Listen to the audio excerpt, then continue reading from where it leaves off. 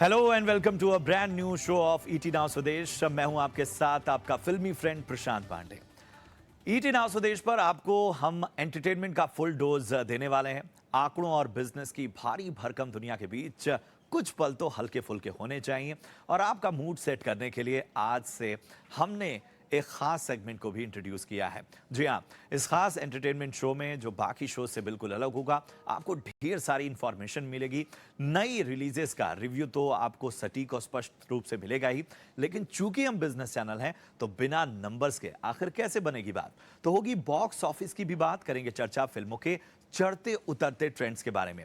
नए जमाने के दर्शकों के साथ हमें है ख्याल हुजरे जमाने के चाहने वालों का, और इसीलिए हमने इंट्रोड्यूस किया है एक खास सेगमेंट बॉलीवुड बाइस्कोप। और इसमें आज हम बात करेंगे बेमिसाल बिमल रॉय की। एक से बढ़कर एक दिलचस्प इंटरव्यूज हम आपके सामने लेकर आएंगे।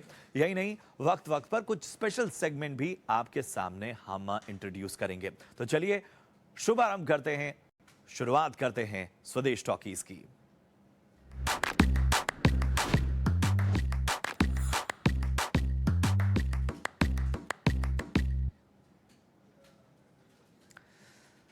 तो चलिए सबसे पहले स्वदेश की समीक्षा। और इस हफ्ते Amazon प्राइम पर रिलीज हुई है फिल्म बवाल, जिसमें लीड रोल्स में हैं वरुण धवन और जानवी कपूर। फिल्म के डायरेक्टर हैं दंगल और छिछोरे जैसी शानदार फिल्म देने वाले नितेश तिवारी। नाम सारे बड़े हैं तो उम्मीदें भी जाहिर है फिल्म से ज्यादा ही होंगी। ऐसे में फिल्म को लेकर जो मेरी पहली राय है वो ये कि ये एक बहुत ही प्यारी सी फिल्म है। सेंसिटिव कहानी में जिंदगी से जुड़े किरदार हैं। फिल्म पर्दे पर देखने में तो बहुत खूबसूरत लगती है, और अगर इसे मैं किसी लीक में बांधना चाहूं तो इसे मैं पीकू और अक्टूबर जैसी फिल्मों की जो कैटेगरी है उसमें रखना पसंद करूंगा। मगर फिल्म के साथ एक मुश्किल है कि ये नितेश की पिछली फिल्मों जैसे दर्शकों के साथ जो जज्बाती कनेक्शन, जो इमोशनल कनेक्ट है, उसमें थोड़ा ऑन एंड ऑफ होती रहती है। आपको सब कुछ अच्छा लगेगा, लेकिन फिर भी ये कमी एक होगी आपको महसूस जब आप इस फिल्म को देखते रहेंगे। इस कमी की वजह से जो हमेशा से एक प्लस पॉइंट रहा है नितेश तिवारी की फिल्मों में, हमने देखा चाहे दंगल हो चाहे छिछोरे, एक हाई इमोशनल वैल्यू होती है, वहां पर यह फिल्म मात खाती है। अब बात करते हैं कहानी की। तो कहानी है लखनऊ के अज्जू भैया यानी वरुण धवन की, जिसे अपनी इमेज की बहुत परवाह रहती है और इसीलिए जिंदगी में कुछ खास ना कर पाने के बावजूद वो हमेशा अपनी इमेज को लेकर परेशान रहता है। उसकी ये इमेज पॉलिशिंग की ये जो चाहत है वो उसकी शादीशुदा जिंदगी पर भी भारी है। लेकिन इसमें एक ट्विस्ट है जो आपको फिल्म देखने पर पता चलेगा। फिल्म की कहानी में सादगी है। सीन्स को धीरे धीरे नितेश तिवारी ने ग्रो होने का पूरा मौका दिया है। अच्छे डायलॉग्स लिखे गए हैं। एक्टिंग की बात करें तो वरुण धवन ने इस फिल्म में पूरा रंग जमाया है। उनके बाकी के साथ जो को एक्टर्स हैं उनकी भी जबरदस्त टाइमिंग है, बहुत जबरदस्त सीन है उनके साथ। लेकिन इस फिल्म की जो आत्मा है, इस फिल्म की जो सोल है, वो है जानवी कपूर। डायलॉग से ज्यादा अपने हाव भाव और केवल रिएक्शन से वो जिस तरह का असर पैदा करती हैं, मैं यही कहूंगा कि फिल्म दर फिल्म जानवी कपूर और ज्यादा मैच्योर एक्टर बनती जा रही हैं। लेकिन ऐसा नहीं है कि फिल्म में खामियां नहीं है। जैसा मैंने कहा कि यह फिल्म इमोशनल लेवल पर थोड़ा और मजबूत हो सकती थी। जानवी और वरुण के यूरोप वाले हिस्से से पहले लखनऊ वाली जिंदगी के कुछ बैक स्टोरी और चाहिए थी, जिससे दर्शक का इन दोनों किरदार से और ज्यादा जुड़ाव हो पाता। वहीं वर्ल्ड वॉर की जो थीम है वो बेहतर है, बहुत अच्छे तरीके से कहानी में पिरोया गया है, लेकिन एक एक एक्सपेक्टेशन ज़्यादा थी। मैं और थोड़ा इस थीम को एक्सप्लोर करना चाह रहा था और उम्मीद यही हो रही थी कि और ज़्यादा इसमें जो है हमें नज़र आए ऐसी कुछ बातें जो हमने ना जानी हों। लेकिन जिन लोगों को शिकायत है कि बॉलीवुड ओरिजिनल कहानियों पर काम नहीं करता, उनकी शिकायत ये फिल्म दूर करेगी। वैसे फिल्म बड़े पर्दे पर रिलीज होती तो और ज़्यादा बेहतर होता, क्योंकि मेरा अपना ये मानना है कि बॉलीवुड और साउथ दोनों इंडस्ट्री इस वक्त एक्शन फिल्मों पर फोकस कर रही है, और ऐसे में साफ सुथरी कपल्स के लिए और बेहतर फैमिली ड्रामा या एक सोशल ड्रामा जो है वो एक पोर्शन अभी खाली है, और ये फिल्म उस हिस्से को भर सकती थी अगर बड़े पर्दे पर रिलीज होती है। हालांकि ओटीटी पे रिलीज है तो और ज्यादा दर्शक इसे देखेंगे, लेकिन बड़े पर्दे पर ये एक बेहतरीन चॉइस हो सकती थी। तो ये था मेरा ऑब्जर्वेशन। फिल्म को इस तरह से मैं अगर टोटलिटी में देखूं तो फिल्म को 5 में से मेरी ओर से 3.5 स्टार, जी हां, मैं फिल्म को 5 में से 3.5 स्टार की रेटिंग दूंगा। बवाल एक हटके और प्यारी सी फिल्म है।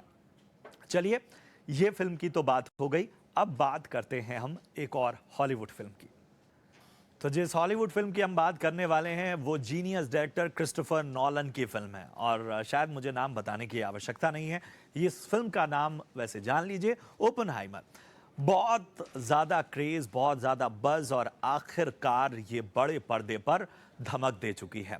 अगर ओपनहाइमर को मैं देखूं टोटलिटी में तो कहूँगा ये एक थ्रिलिंग राइड है। ज़बरदस्त फिल्म, अपने नाम का जो स्टैंडर्ड है क्रिस्टोफर नॉलन ने एक बार फिर बरकरार रखा है, और जिस तरह से इसमें घटनाओं का ब्यौरा पेश किया गया है वो बहुत ही खास बना देता है इस फिल्म को। अमेरिका के साइंटिस्ट जे रॉबर्ट ओपनहाइमर की जिंदगी पर यह फिल्म बनी है, और ये बताती है कि कैसे परमाणु बम के जनक, यानी कह सकते हैं जो पहला परमाणु परीक्षण दुनिया में हुआ, उसका पूरा बैकड्रॉप कैसा था, किस तरह के लोग जुड़े थे, और ये एक तरह से उस दिमाग में दाखिल होती है, उस साइंटिस्ट के दिमाग में दाखिल होती है जिसने परमाणु बम का सपना साकार किया। लेकिन उस पूरे कैरेक्टर को बड़ी बेखूबी दिखाती है फिल्म। ये फिल्म ट्रिनिटी कोड नाम से दुनिया के पहले परमाणु परीक्षण की कहानी है। ये परीक्षण से पहले और उसके बाद की घटनाओं का बेहद दिलचस्प तरीके से नॉलन ब्यौरा रखते हैं आपके सामने। नॉलन ने पर्दे पर डिटेलिंग के लिए आईमैक्स के कैमरे का बहुत ही जबरदस्त इस्तेमाल किया है, और यही वजह है कि जब आप बड़े पर्दे पर इसे देखते हैं तब आपको यह अहमियत समझ आती है। आप पर्दे पर एक्टर्स के बेहद करीब महसूस होंगे, यहाँ तक कि जो जो घटनाएं, जो ब्लास्ट होते हैं, जो बाकी चीजें होती हैं, वो सारी चीजें आपको बड़ी करीब महसूस होंगी, और ये आईमैक्स इफेक्ट है। यहाँ तक कि एक्टर्स के चेहरों के बदलते रंग, उनकी भावनाएं, उनके गिरते आंसू तक आपको इस फिल्म में जब आप देखेंगे, और शायद ये मैं बयां करने में अपने आप को एक तरह से मुश्किल पा रहा हूं, लेकिन जब आप देखेंगे तो ये एक्सपीरियंस अलग होगा। इसीलिए मैं कह रहा हूं, कुल मिलाकर इस फिल्म के बारे में ज्यादा नहीं बताया जा सकता। क्वालिटी सिनेमा देखने वालों के लिए बेशकीमती फिल्म है, और ये फिल्म एक्सपीरियंस करने की फिल्म है, अनुभव करने की फिल्म है। जीनियस क्रिस्टोफर नॉलन और उनकी पूरी टीम ने एक बेमिसाल फिल्म दी है, और इसे किसी भी हालत में मिस नहीं किया जाना चाहिए। फिल्म को मेरी तरफ से 5 में से 4.5 स्टार। अगर इंसेप्शन, बैटमैन सीरीज और क्रिस्टोफर नॉलन की बाकी फिल्मों के आप फैन हैं तो ये फिल्म उसमें एक और बड़ा लेवल जोड़ती है।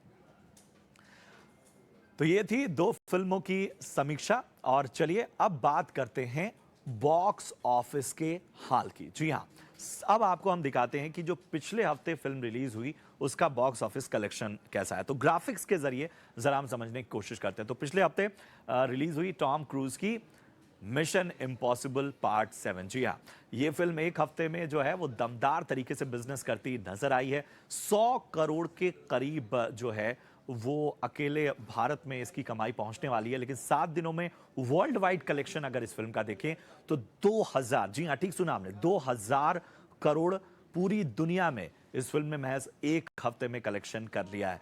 भारत में लिमिटेड स्क्रीन पे रिलीज होने के बावजूद 100 करोड़ के करीब है। 12 जुलाई को यानी पिछले हफ्ते ये फिल्म रिलीज हुई थी, और इसके साथ ही इसने धमाका किया था। जबरदस्त रिव्यूज मिले, और इसके साथ ही हिंदी और अंग्रेजी में जो है वो सबसे ज्यादा इस फिल्म ने कलेक्शन किया। दक्षिण भारतीय भाषाओं जैसे तमिल, तेलुगु, मलयालम, कन्नड़ा, इन सब भाषाओं में भी इस फिल्म ने बेहतर प्रदर्शन किया है। तो बॉक्स ऑफिस का ये हाल, MI7 टॉम क्रूज ने एक बार फिर झंडे लहराए हैं। और चलिए, ये तो बात हुई समीक्षा और बॉक्स ऑफिस की। अब यहां थोड़ा सा हमें ब्रेक लेना होगा, और ब्रेक लेते हुए हम आपको बता दें कि ब्रेक के उस पार जब आप लौटेंगे तब आपके सामने होगा एक ऐसा अफसाना, एक ऐसी कहानी जो वाकई शानदार है।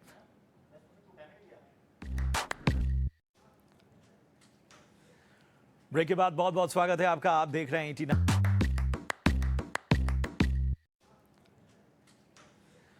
ब्रेक के बाद बहुत बहुत स्वागत है आपका। आप देख रहे हैं 89 स्वदेश का एंटरटेनमेंट शो स्वदेश टॉकीज, और अब बारी है, जैसा हमने ब्रेक से पहले आपसे वादा किया था, हमारे खास सेगमेंट बॉलीवुड बाइस्कोप की, जहां आज हम बात करने वाले हैं महान फिल्मकार बिमल रॉय की।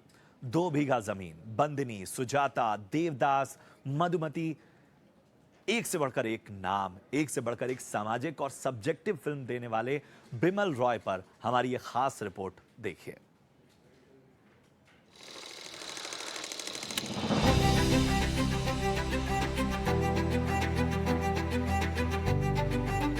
बिमल रॉय, वो नाम जिसने अपने आप को सामाजिक और उद्देश्य वाली फिल्मों का फिल्मकार बनाया।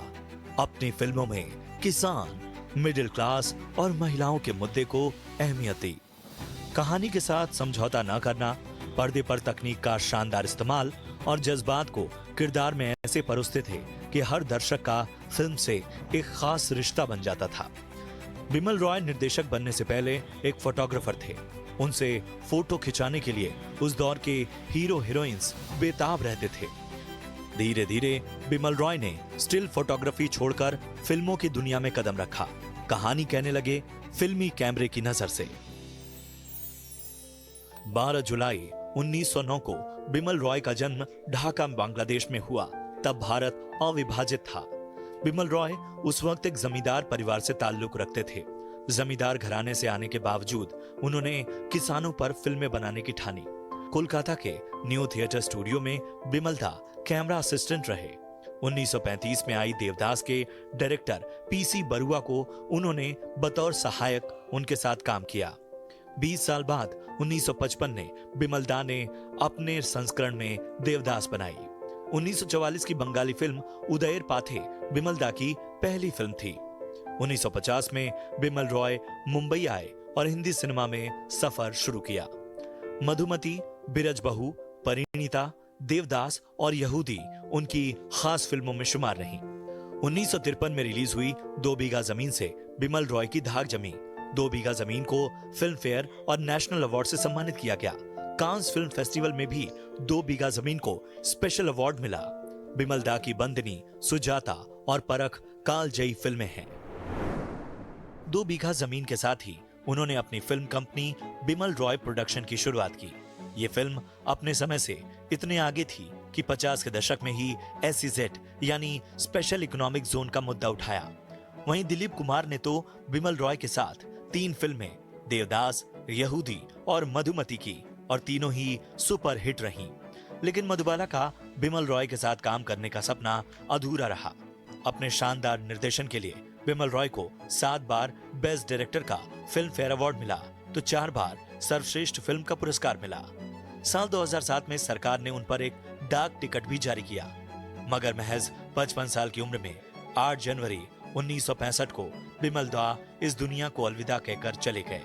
वो भले ही हमारे बीच नहीं है, लेकिन उनका सिनेमाई योगदान हमेशा जिंदा रहेगा और नए निर्देशकों को प्रेरणा देता रहेगा। ET नाउ स्वदेश के लिए प्रशांत पांडे की रिपोर्ट।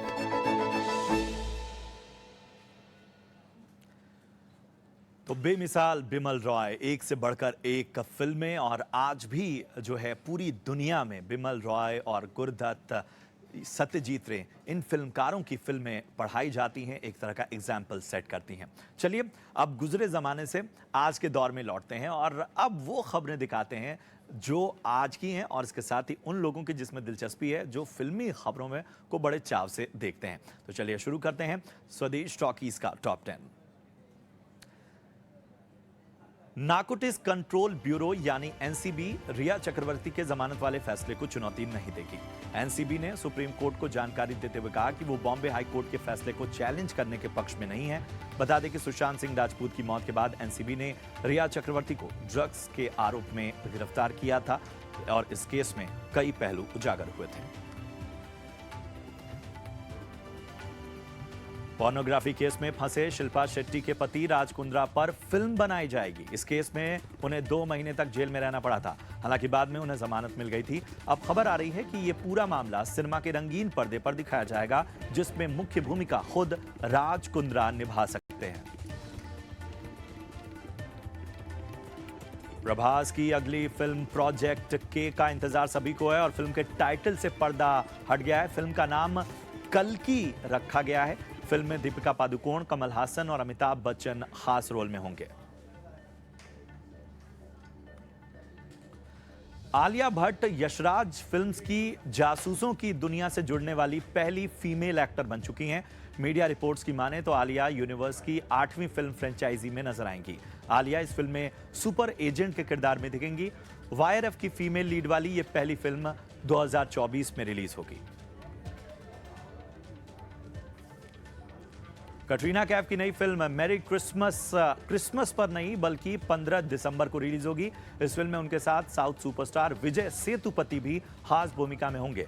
फिल्म के डायरेक्टर हैं अंधाधुन और बदलापुर बनाने वाले Shriram Raghavan. Bang bang, war और पठान जैसी ब्लॉकबस्टर फिल्म देने वाले सिद्धार्थ आनंद ने नेटफ्लिक्स के साथ एक अहम डील की है। अपनी पहली वेब सीरीज को उन्होंने 60 करोड़ में बेचा है। इस प्रोजेक्ट में सैफ अली खान लीड रोल में नजर आएंगे। साजिद नडियाडवाला और टाइगर श्रॉफ फिर साथ काम करने जा रहे हैं। खबरें हैं कि फिल्म बागी 4 की तैयारी शुरू हो चुकी है और जल्द इसके बारे में आधिकारिक घोषणा की जाएगी।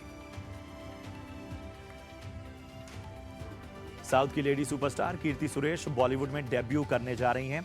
कीर्ति वरुण धवन के ऑपोजिट एक फिल्म में नजर आएंगी। इस फिल्म को एटली कुमार बना रहे हैं, जिन्होंने शाहरुख की जवान भी डायरेक्ट की है। अक्षय कुमार की हाउसफुल 5 की शूटिंग इसी साल दिसंबर से शुरू हो जाएगी। इस फिल्म का बजट पिछली फिल्म से कहीं ज्यादा बड़ा होगा। प्रोड्यूसर साजिद नाडियाडवाला ने कहा है कि यह सबसे बड़ी और सबसे महंगी कॉमेडी फिल्म साबित होगी। अक्षय कुमार और पंकज त्रिपाठी की film oh my God part 2 का पहला गाना ऊंची ऊंची वादी रिलीज हुआ है। इसे अक्षय कुमार ने अपने सोशल मीडिया अकाउंट पर शेयर किया। ये एक डिवोशनल सॉन्ग है जिसमें अक्षय के साथ पंकज त्रिपाठी नजर आ रहे हैं। इस फिल्म में अक्षय भगवान शिव के रूप में नजर आ रहे हैं। फिल्म 11 अगस्त को रिलीज होगी। हालांकि सेंसर बोर्ड इस फिल्म को लेकर फूंक फूंक कर कदम रख रहा है।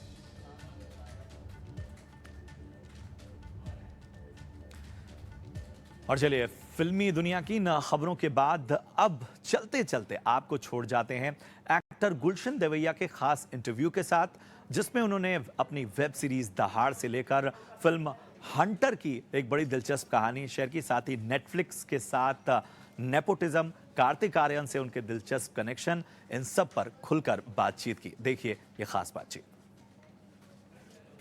एक दौर हम देखते हैं हंटर के बाद वाला और एक दौर देख रहे हैं हम दहाड़ के बाद वाला।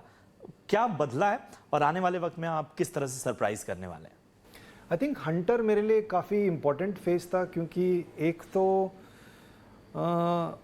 एक स्केल में लोगों ने मुझे देखा as a leading man and not negative. क्योंकि उससे पहले शैतान, रामलीला, हेट स्टोरी, ऐसे ज़्यादातर नेगेटिव किस्म के रोल थे या ग्रे किस्म के रोल थे। तो हंटर आई थिंक वो थी और बहुत लोगों ने देखी थी वो फिल्म। मुझे याद है कि पहले हफ्ते में 12 से लेकर 18 शोज़ चल रहे थे मेरे। That's like a big release. तो बड़ा खुश था। तो थिएटर विजिट्स पे भी जाता था तो भरी हुई होती थी ऑडियंस के बीच में बैठ के। गेटी में तो I think first I think 7:30 को शो आई थिंक 80% फुल था और लोग बहुत एंजॉय कर रहे थे फिल्म को। मैं जहाँ बैठा था वो तो आदमी हंस के गिर गया था सीट से। तो एक सेटिस्फैक्शन मिलता है उससे। बिल्कुल। और एक रीच भी है उस फिल्म की, क्योंकि अब तक जहाँ पे भी मैं जाता हूँ अब तक लोग कनेक्ट करते लोग रिकॉल वैल्यू आपकी हंटर, आपकी हंटर। रिविजिट ज़्यादातर लोग बोलते हैं, नहीं बोलते हैं क्योंकि वो उनको लगता है शायद जज करेंगे, तो इसलिए पहले वो 2-3 और फिल्मों के नाम लगे, लेकिन हंटर तो फिर कंफर्टेबल महसूस करेंगे तो फिर हंटर का ही है। औरतें भी हैं कि वो you are very handsome in Hunter, we love Hunter, it's a good film. ऐसी वैसी फिल्म नहीं है, क्योंकि औरतों का पर्सपेक्टिव थोड़ा अलग है उस फिल्म को देखने का। तो आई थिंक उस फिल्म को ज़्यादा समझ पाते हैं। हाँ, मुझे याद है उस दौर में जब हिंदी सिनेमा सेक्सुअलिटी पे बात करने को थोड़ा वोकल हो रहा था, तब अनुराग कश्यप का रिमार्क भी था कि सेक्सुअलिटी से पुरुषों को ज़्यादा परेशानी है, महिलाओं को नहीं है। और बट उस फिल्म में देखिए जो कैरेक्टर मैं निभा रहा था उसमें काफ़ी उसको लगता था कि ऐसे ही है, यही कूल रहना ऐसे ही है। उसने समझा ही नहीं था कि बिल्कुल क्या है। और उसकी लाइफ में जो लड़की आती है जो उसको लगता है कि मेरे लीग से बाहर है, ये तो कभी पटेगी नहीं मुझसे, क्योंकि वो छोटी दिमाग से सोचता था ना, छोटी सोच थी उसकी। बट वो लड़की बोल रही है कि ठीक है मैं तुमसे शादी करूँ, ये कैसे हो सकता है? वो अनबिलीवेबल है उसके लिए। बट वो सोचने पे उसकी मैच्योरिटी तब होती है ना। It's a coming of age film. बिल्कुल ठीक है। तो अब आने वाले वक्त में आप क्या सरप्राइज देने वाले हैं? सरप्राइज तो पता नहीं है। आई थिंक लोगों को ऑलरेडी थोड़ी बहुत उसे सूंघ लिया उन्होंने कि क्योंकि अनाउंसमेंट्स तो एक सॉफ्ट अनाउंसमेंट्स तो हो चुकी हैं। दुरंगा का सीज़न 2 आएगा, क्योंकि सीज़न 1 बहुत अच्छा गया तो हमने सीज़न 2 भी किया। और 13 साल बाद मैं रोहन सिप्पी के साथ वापस, क्योंकि बतौर डायरेक्टर उन्होंने पूरी सीरीज डायरेक्ट की है। हाँ जी तो 13 साल पहले जब मेरी शुरुआत हो रही थी, दमारो दम में एक छोटा सा किरदार मैंने निभाया जी, था। जी। मेरा अनुभव उनके साथ काम करने का बहुत ही अच्छा रहा। हाँ, मतलब एक अलग ही तरह के निर्देशक रहे। मुझे बड़े अच्छे लगते हैं वो। और अभी पूरा सीरीज़ किया मैंने, तो मैंने उनको बोला भी कि हाँ, मैं जब मेरी शुरुआत हो रही थी मैंने छोटा सा रोल किया था आपके लिए, now I am your leading man Duranga में। तो he is a very sweet person, तो we get long really well. वो अनुभव अच्छा था, तो वो आ रहा है। और गन्स एंड गुलाब्स राजन डीके के साथ में जो है वो आएगा अभी। राज एंड डीके, ये नाम अपने आप में सिग्नेचर। अतरंगी है वो, उनका पता ही है, उनके बारे में तो कुछ बोलने की भी ज़रूरत नहीं है, क्योंकि हिट पे हिट दे रहे हैं वो लोग अभी। तो बहुत ही एक अजीब अलग सी कहानी। तो क्या वो भी कुछ क्रॉस ओवर करेंगे क्या, ये गन्स एंड गुलाब या किसी के साथ? ये शायद पता नहीं उनके दिमाग में क्या चल रहा है, लेकिन हमारा तो अर्ली 90s में बेस्ड है। ठीक है। आई थिंक वो टाइमलाइंस मैच। राजकुमार राव के साथ फिर से आपका एसोसिएशन है? राजकुमार राव, क्या मतलब? और वो देहरादून में ही क्योंकि वो बधाई दो भी देहरादून में किया था, और पूरा गन्स एंड गुलाब भी देहरादून में किया। वाह वाह वाह। चलिए, इन सब से अलग, अब चूंकि हम बिजनेस चैनल हैं तो ज़रूरी है इन्वेस्टमेंट, आपकी पहली कमाई, इन सब चीज़ों के बारे में बात करना। तो पहले तो ये बताएं कि मौजूदा दौर में हम देख रहे हैं एक्टर सिर्फ एक्टर नहीं है वो, क्योंकि पिछले कई दौर के जो पुराने ज़माने के एक्टर्स रहे हैं, उनके कई सारे एक्सपीरियंस ऐसे रहे हैं, उसके बाद से अब एक्टर्स अपने आप को थोड़ा सा इन्वेस्टमेंट पर्पस से भी स्ट्रांग रखना चाहते हैं, अपना बैकअप भी रखते हैं। किस तरह की इन्वेस्टमेंट करते हैं, क्या चीज़ें, क्या शेयर मार्केट आपको समझ में आता है, म्यूचुअल फंड्स, ये सारी चीज़ें आप इस पर निगाह रखते हैं? बहुत सारी चीज़ें बिज़नेस के बारे में मैं जानता नहीं हूँ। मैंने सीखा जब मैं कपड़े बनाता था, तो बिज़नेस लेन देन कैसे होता है, क्योंकि बहुत सारे वेंडर्स होते थे, तो मैंने बहुत कुछ वहाँ सीखा। मैं बहुत कुछ जानता नहीं हूँ, मैं इतना एग्रेसिव नहीं हूँ। मुझे वो एक फाइनेंशियल सिक्योरिटी ज़रूर चाहिए मेरे लिए, अपने परिवार के लिए। एक फाइनेंशियल सिक्योरिटी चाहिए जहाँ पे मुझे सोचना नहीं पड़ेगा कि ये पैसे कहाँ से आएंगे। अगर इमीडिएटली एक बहुत खर्चा आ जाए किसी कारणवश, मुझे सोचना ना पड़े कि ये पैसा कहाँ से आएगा, मुझे पता है कि है। लेकिन उसके लिए मैंने कोई एग्रेसिव, मुझसे होता नहीं है एग्रेसिव इन्वेस्टमेंट्स। मैंने कोशिश किया है, कई बार वो एडवाइस भी करते हैं, लेकिन मैं वही चीज़, जैसे मेरे काम को है, जो चीज़ मुझे समझ आती है, जिस चीज़ में मुझे लगता है कि मेरा दिल लगेगा इसमें, वही चीज़ करता हूँ। कभी कभी वो रिस्क कुछ लोग लेते हैं कि जो आपको समझ नहीं है, आपने किया लेकिन तुक्के से लग गया, उसमें आपका बहुत लाभ हुआ। लेकिन मैं थोड़ा नुकसान भी हो सकता है। ट्रेडिशनल है कि क्या है पता नहीं, ट्रेडिशनली तो कुछ लोग एग्रेसिव होते हैं बिजनेस में, रिस्क लेने वाले भी होते हैं उनके, जिनका ट्रेडिशन होता है। तो मुझे जितना आता है मैं करता हूँ, लेकिन बहुत ही नॉन एग्रेसिव इन्वेस्टमेंट्स, चलिए, कि वो मैं करता हूँ। लेकिन सोच यही है कि फाइनेंशियल सिक्योरिटी बहुत इंपॉर्टेंट है, क्योंकि अगर मैं चाहता हूँ कि मैं वैसा ही काम करूँ जिसमें मेरा दिल लगे, उसका मतलब ये है कि मेरे जो ऑपरेटिंग कॉस्ट्स है उसको जितना कम हो सके उतना कम रखो, और फ्यूचर फाइनेंशियल सिक्योरिटी के लिए आप जमा करके रखो। तो ये बेसिक स्ट्रैटेजी है। वाह, ये मतलब मेरे ख्याल से ये गुलशन का गुरु ज्ञान हो गया, ये हम ये भी बता सकते हैं। बहुत income high but cost low. बहुत बढ़िया, बहुत बढ़िया। एक सवाल और मेरे जहन में आ रहा है, वो इसलिए आ रहा है क्योंकि ये सवाल इंटरनेट पर बहुत वायरल हुआ था। कार्तिक आर्यन और गुलशन देवैया, ये रिश्ता क्या कहलाता है, क्या है ये हमारे हिंदी दर्शकों के लिए? मतलब अंग्रेजी में आपने कई दफ़ा इसके बारे में जिक्र किया, लेकिन ज़रा हिंदी दर्शकों के लिए बता पाएं आखिर ये क्या था? नहीं, मैं तो ऐसे मजाक में बोलता था। कार्तिक को मैं जानता नहीं हूँ अच्छी तरह से, लेकिन हमारी शुरुआत तो एक ही साल में हुई थी। 2011 में उसकी पिक्चर आई थी प्यार का पंचनामा, और मेरी आई थी शैतान 2 हफ्ते के बाद। और वाईकॉम की फिल्म थी दोनों। तो तब से मैं देख रहा हूँ, और मेरे दिमाग में ये था कि कार्तिक, जब भी मैं उसको देखता था, हम लोग की बातचीत बहुत हाई हेलो तक ही रहती थी, क्या कर रहे हो ये वो वगैरह। कोई फंक्शन या अवार्ड सेरेमनी में आता था, अच्छे कपड़े पहन के, सुंदर लग के आता था लड़का वो। तो मैं जब भी उसको देखता था कि मैं सोचता था कि कार्तिक जानता है कि वो क्या है।